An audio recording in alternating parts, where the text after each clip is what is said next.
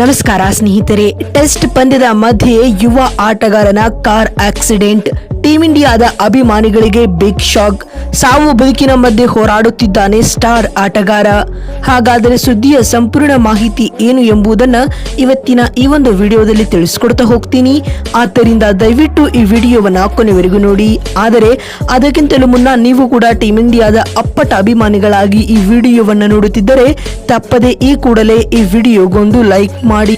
ಹೌದು ಸ್ನೇಹಿತರೆ, ಮುಂಬೈ ತಂಡದ ಯುವ ಬ್ಯಾಟರ್ ಮುಷೀರ್ ಖಾನ್ ರಸ್ತೆ ಅಪಘಾತದಲ್ಲಿ ಗಾಯಗೊಂಡಿದ್ದಾರೆ. ತಂದೆ ನಶೌನ್ ಖಾನ್ ರವರೊಂದಿಗೆ ವಾಹನದಲ್ಲಿ ಅಂಜುಗಢದಿಂದ ಲಕ್ನೋಗೆ ಪ್ರಯಾಣಿಸುತ್ತಿದ್ದ ವೇಳೆ ರಸ್ತೆ ಅಪಘಾತ ಸಂಭವಿಸಿದ್ದು, ಈ ವೇಳೆ ಅವರ ಮೂಳೆ ಮುರಿತಕ್ಕೊಳಗಾಗಿದೆ.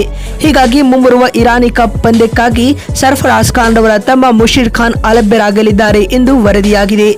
ಮುಷೀರ್ ಖಾನ್ ಇತ್ತೀಚೆಗೆ ನಡೆದ ದುಲೀಪ್ ಟ್ರೋಫಿಯ ಪಂದ್ಯದಲ್ಲಿ ಭರ್ಜರಿ ಶತಕ ಸಿಡಿಸಿ ಮಿಂಚಿದರು.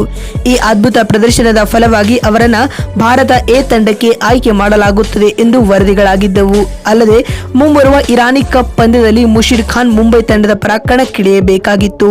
ಇದೀಗ ಗಾಯಗೊಂಡಿರುವ ಕಾರಣ ಅವರು ಅಕ್ಟೋಬರ್ 1ರಿಂದ ಶುರುವಾಗಲಿರುವ ಇರಾನಿ ಕಪ್ನಿಂದ ಹೊರಗುಳಿಯುವುದು ಬಹುತೇಕ ಖಚಿತ. ಅಲ್ಲದೆ ರಣಜಿ ಟೂರ್ನಿಯ ಆರಂಭಿಕ ಪಂದ್ಯಗಳಿಗೂ ಅವರು ಅಲಭ್ಯರಾಗಲಿದ್ದಾರೆ ಎಂದು ತಿಳಿದು ಬಂದಿದೆ.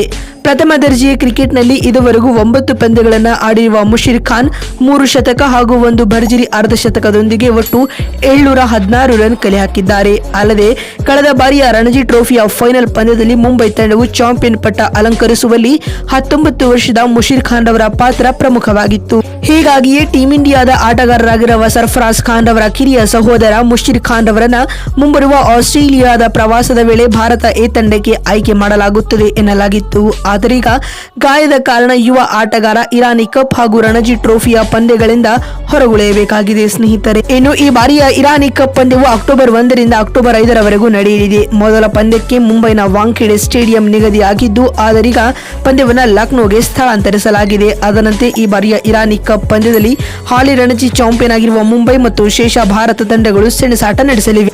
ಒಟ್ಟಿನಲ್ಲಿ ರಿಷಬ್ ಪಂತ್ ರವರ ಕಾರ್ ಆಕ್ಸಿಡೆಂಟ್ ಸುದ್ದಿಯು ಮರೆಯಾಗುತ್ತಿದ್ದಂತೆ ಇದೀಗ ಈ ಯುವ ಆಟಗಾರನ ಭೀಕರ ಕಾರ್ ಆಕ್ಸಿಡೆಂಟ್ ಮತ್ತೊಮ್ಮೆ ಟೀಂ ಇಂಡಿಯಾದ ಅಭಿಮಾನಿಗಳಿಗೆ ಶಾಕ್ ನೀಡಿದೆ ಅಂತ ಹೇಳಬಹುದು. ಆದಷ್ಟು ಬೇಗ ಮುಷೀರ್ ಖಾನ್ ರವರು ಗುಣಮುಖರಾಗಲಿ ಎಂದು ಹೇಳುವ ಮೂಲಕ ಗೆಟ್ ವೆಲ್ ಸೂನ್ ಅಂತ ಕಾಮೆಂಟ್ ಮಾಡುವುದನ್ನ ಯಾವುದೇ ಕಾರಣಕ್ಕೂ ಮರಿಬೇಡಿ ಸ್ನೇಹಿತರೆ.